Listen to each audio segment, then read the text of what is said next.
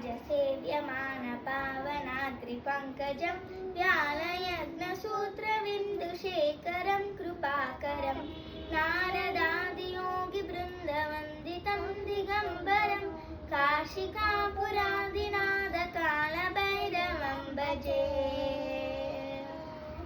भानुकोटिभास्वरं भवत्पितारकं परं नीलकण्ठमिप्सितार्धदायकं त्रिलोचनं कालकालमम्बुजाक्षमक्षशूरमक्षरं काशिकापुरादिनाथकालभैरवं भजे।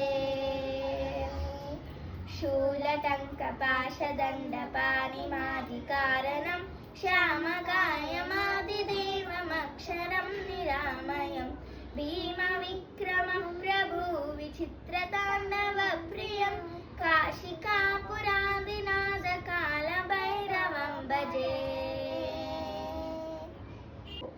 भुक्तिमुक्तिदायकं प्रशस्तचारुविग्रहं भक्तवत्सलं स्थिरं